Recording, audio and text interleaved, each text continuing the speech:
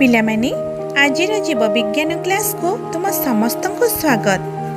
अच्छा पिलामाने तुम्हें तो जानिलोनी जे कडाटा पर्व तीनोटी उपपर्व रे विभक्त होईछि, यूरोकडाटा, सेफालोकडाटा और भट्टिप्राटा। तो आज आमे भट्टिप्राटा उपपर्व संबंध रे रिविजन करिबा। भट्टिप्राटा मन रख पिलामाने समस्त मेरुदंडी प्राणी एही पर्वर अंतर्भुक्त अटंती। पूर्णांग अवस्था एमानंकर पृष्ठरज्जु बा नोटकड मेरुदंड रे रूपांतरित होइथाय। आ मेरुदंड सहित शरीरर विभिन्न भागरे अस्थि बा उपास्थिर अंतकुंकाल मस्तिष्कटी खपरी द्वारा आवृत होई सुरक्षित रहिथाय। पिलामाने आमर ये भट्टिप्राटा उपपर्व को 6 भागरे भाग करा जायछि। सेगुड़िक हेला साइक्लोस्टोमाटा, पाइसेस, आम्फिबिया, रेप्टिलिया, एव्स आउ मामालिया। ताली प्रथमे चलो जानिबा साइक्लोस्टोमाटा संपर्क रे। पिलामाने मने रख ए साइक्लोस्टोमाटा अंतर्भुक्त प्राणी मानकु आदिम मेरुदंडी प्राणी कहा जाए। एमानक शरीर दीर्घायित और मुख हनु विहीन आउ एमाने परजीवी भावरे जीवन यापन करती। देख पिलामाने एही जीव को ये होछि एक साइक्लोस्टोमाटा अंतर्भुक्त प्राणी जार ना होछि पेट्रोमाइजन। आहुरी मध्य एग्जांपल रहिछि। देख ये होछि मिक्सिन, ये मध्य साइक्लोस्टोमाटा अंतर्भुक्त एक प्राणी।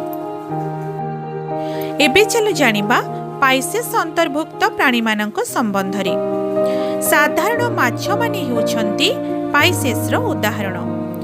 एमानक शरीर अस्थि बा तरुणास्थि रे गठित हेइथाय एवं शरीर काति द्वारा आवृत। देखो तुमन तो माछर काति देखिथिबो।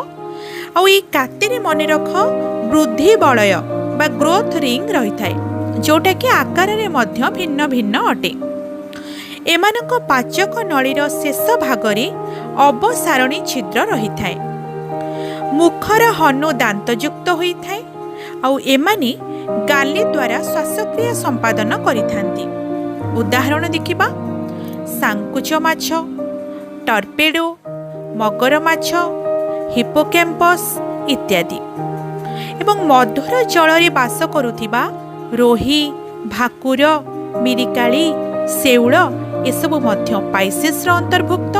एवं लुणी जल रे बास करुथिबा इलिसी, खइंगा इत्यादि मध्य पाइसेस अंतर्भुक्त प्राणी अटंती। आम्फिबिया एमानकु उभयचर प्राणी कहा जाए, काहेकि ना एमाने जल आउ स्थल उभय भागरे रहि पारंती। एमानकर विशेषत्व गुड़िक होछि एमानकर चर्म साधारणतः पतला, आर्द्र, ग्रंथिल और संवाही अटे। आउ एमानकर अंतः कंकाल अस्थिल होइथाय बा अनेक गुड़िए हाड़ बा अस्थि द्वारा गठित होइथाय। एमाने मांसाशी आउ एमानकर मुख्य खाद्य हेउछि कीटपतंग।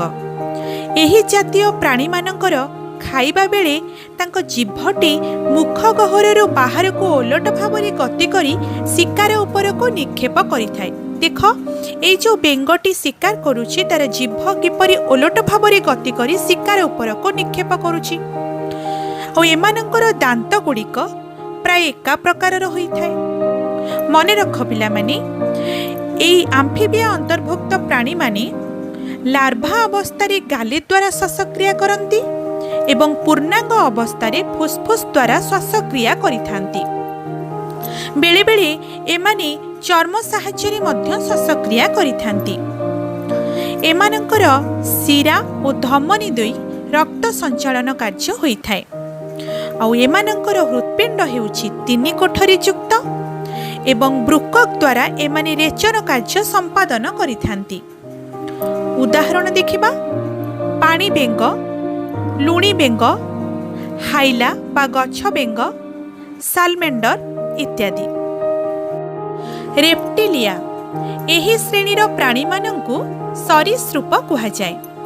एमानंक भितरु किछि जलचर एवं किछि स्थलचर ଯେମିତିକି କଇଁଛ, କୁମ୍ଭୀର ଭଳି କିଛି ସରୀସୃପ ଜଳରେ ବାସ କରୁଥିଲା ବେଳେ ଏଣ୍ଡୁଅ, ଝିଟିପିଟି ଓ ସାପ ଇତ୍ୟାଦି କିଛି ସରୀସୃପ ସ୍ଥଳ ଭାଗରେ ବାସ କରିଥାନ୍ତି। ଏମାନଙ୍କର ବିଶେଷତ୍ୱ ଗୁଡ଼ିକ ହେଉଛି ଏମାନଙ୍କ ପାଦ 5 ଆଙ୍ଗୁଳି ବିଶିଷ୍ଟ ହୋଇଥାଏ ଆଉ ଏମାନଙ୍କ ଶରୀର ପଛପଟେ ଲାଞ୍ଜ ଥାଏ। ଏମାନଙ୍କ ଚର୍ମ ଶୁଷ୍କ ଓ ଗ୍ରନ୍ଥିବିହୀନ ଆଉ ଅଧିକାଂଶ ସରୀସୃପ ମାଂସାଶୀ ହୋଇଥାନ୍ତି। ଏମାନେ ଫୁସ୍ଫୁସ୍ ଦ୍ୱାରା ଶ୍ୱାସକ୍ରିୟା ସମ୍ପାଦନ କରିଥାନ୍ତି ଏବଂ ଏମାନଙ୍କର ରେଚନ କାର୍ଯ୍ୟ ବୃକକ୍ ଦ୍ୱାରା ସମ୍ପାଦିତ ହୋଇଥାଏ। ଉଦାହରଣ ଦେଖିବା, ଏଣ୍ଡୁଅ, କଇଁଛ, କୁମ୍ଭୀର, ଝିଟିପିଟି, ସାପ ଯେମିତିକି ନାଗସାପ, ଚିତିସାପ ଇତ୍ୟାଦି। ଏପ୍ସ ଏମାନଙ୍କୁ ପକ୍ଷୀ ବା ବିହଙ୍ଗ କୁହାଯାଏ। ପକ୍ଷୀମାନଙ୍କ ମଧ୍ୟରେ କେତେକ ଉଡ଼ିପାରନ୍ତି ଆଉ କେତେକ ଉଡ଼ିପାରନ୍ତି ନାହିଁ।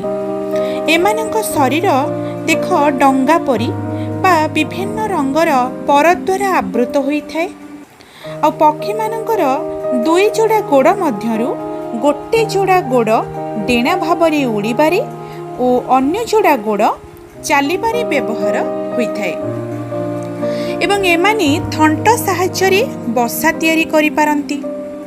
ଆଉ ଏମାନଙ୍କର ଅନ୍ୟ ବିଶେଷତ୍ୱ ଗୁଡ଼ିକ ହେଉଛି ଏମାନଙ୍କ ପାଟିରେ ଦାନ୍ତ ନଥାଏ, ଖାଦ୍ୟ ସଞ୍ଚୟ ପାଇଁ ଗଳଧାନିକା ଓ ପାକ ନଳୀରେ ପେଷଣି ରହିଥାଏ।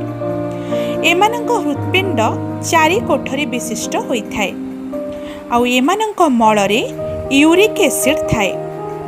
ଉଦାହରଣ ଦେଖିବା, ପ୍ରାୟ ସମସ୍ତ ପ୍ରକାର ପକ୍ଷୀ ଯେମିତିକି କୁକୁଡ଼ା, କାଉ, ପାରା, ବଣି, ଘରଚଟିଆ, ପେଚା, ଶୁଆ, ଚିଲ, ପେଙ୍ଗୁଇନ୍ ଓ ଓଟ ପକ୍ଷୀ ଇତ୍ୟାଦି।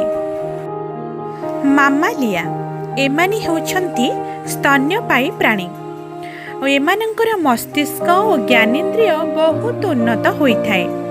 ମାମାଲିଆ ଅନ୍ତର୍ଭୁକ୍ତ ପ୍ରାଣୀମାନଙ୍କର ଶରୀର ଲୋମଯୁକ୍ତ ହୋଇଥାଏ। କିଛି ଆଦି ସ୍ତନ୍ୟପାୟୀ ପ୍ରାଣୀ ଯେମିତିକି ଦେଖ, ଇଏ ହେଉଛି ପ୍ଲାଟିପସ୍ ଯିଏକି ଅଣ୍ଡା ଦେଇଥାଏ, କିନ୍ତୁ ଅନ୍ୟ ଯେତେ ମାମାଲିଆ ପ୍ରାଣୀ ଅଛନ୍ତି ସେମାନେ ଛୁଆ ଜନ୍ମ କରିଥାନ୍ତି।